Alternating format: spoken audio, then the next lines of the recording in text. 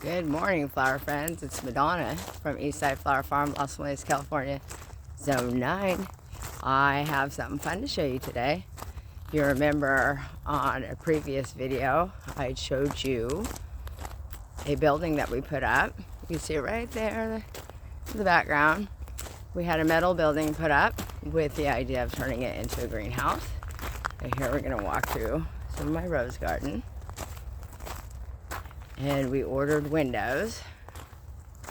So these flowers, I said, are coming out this row. They just look terrible.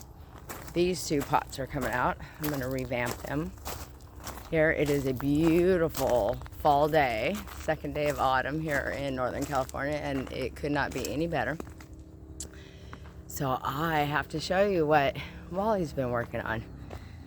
So if you watched a previous video, I had told you that we had a concrete pad poured here from John Edward Jr. Construction, and then we bought a building from Pacific Buildings, a metal building, and so we ordered 4 windows, and Wally got them all put in yesterday. Isn't that the coolest thing? Of course, we've still a lot of work to do, and this project is going with the speed of cash. So we have this already, and I just love it. So it is south facing with all the windows, and that's for the purpose of me growing during the winter time. In the summertime, I will probably put some curtains on the inside to cover those windows, because then it'll be blazing. So here's what he's done so far. So the next plan is we're going to order 2 8-foot sliding doors for both ends, for both the east and west end, so that we can open them up if we need to and take things in and out easily. So I'm super excited. It's really coming into, I can get a clear visual now. Isn't that cool? So I'm hoping it won't be done for this year, for this fall. But what we are going to do, it's going to be done enough for me to put my beds in there, which, if you remember, I'm going to use these culverts. So it is done enough for me to put these culverts in there. We're going to make some stands for the bottom. We decided we're going to cut them in half. So they're 20-foot culverts, and I used them last year. So we're going to cut them in half one more time and make some plugs for the ends. And we do already have holes drilled in the bottom for drainage. So we're gonna take this, we're gonna cut them. I will have 4 10-foot sections to put in there, these are gonna be great for all my bulbs. So that's how that project is going. So we'll take one more stroll.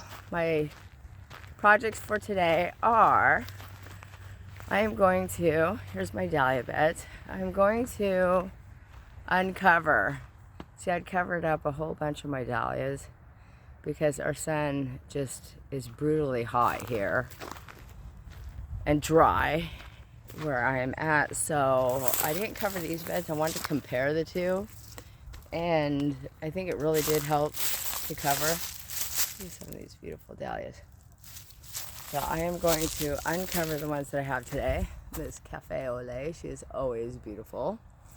So this dahlia, I've been trying to get 8 that I want to grow and then get rid of the rest. And this one, she's going.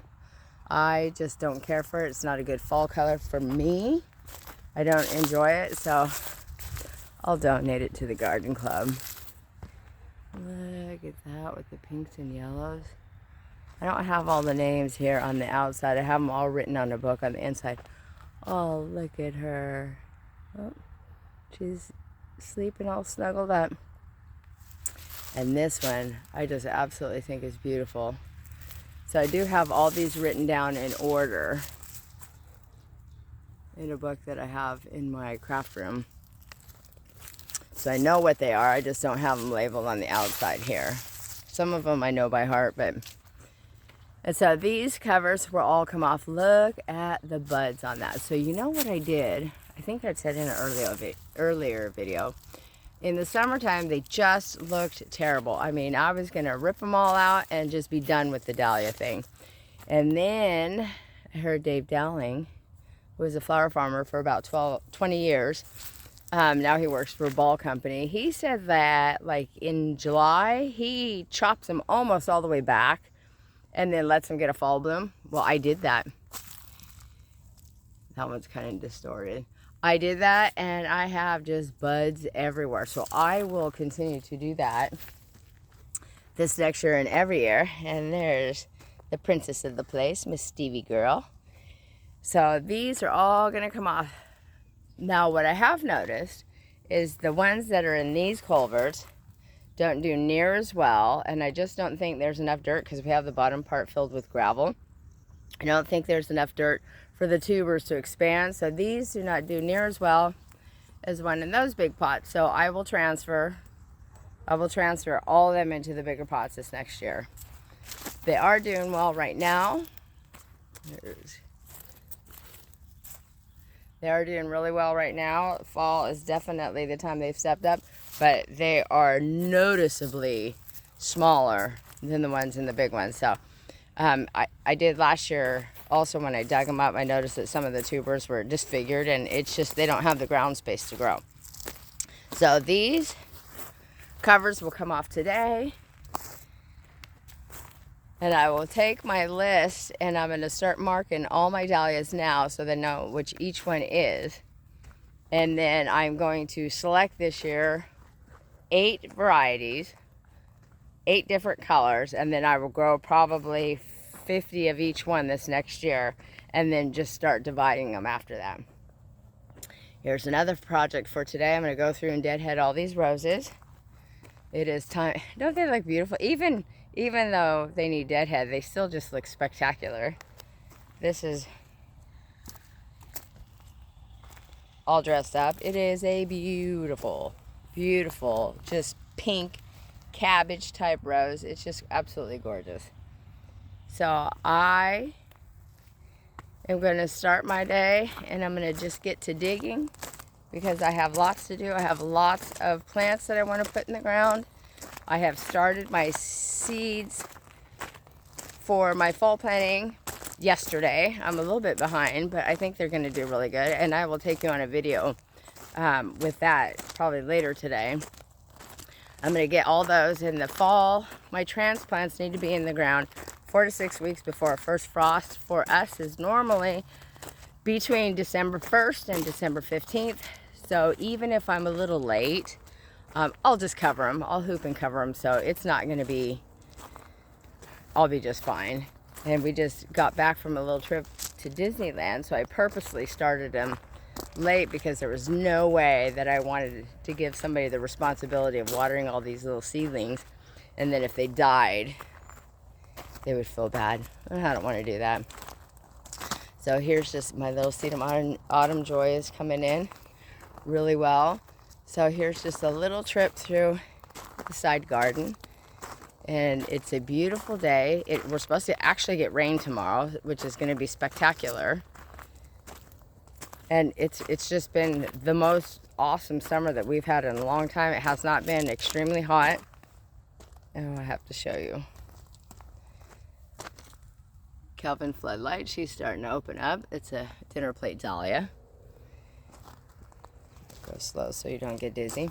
So I just wanted to give you a brief rundown of the greenhouse that we're doing. So it will not be, I say greenhouse, but you know what, it's not going to be heated because our winters are generally pretty warm anyway. Last year I think we had 4 or 5 days of 27 degrees, which, you know, is cold for us. It is not cold compared to the rest of the country. So if we put heat in it, I just think it would get too hot, and my bulbs don't want that heat because I don't want them to bloom early and have short stems. So we are not going to heat it because I think it will be sufficient enough with just the glass and getting the ambient temperature around it. So we'll see. We're going to give it a shot this year. So today, my project, I'm ripping that one out, and I'm ripping that one out, and we're going to put something else in these 2 pots, make use of it. And I hope you all have a good day. And we'll be back soon. Thanks, guys. Bye-bye.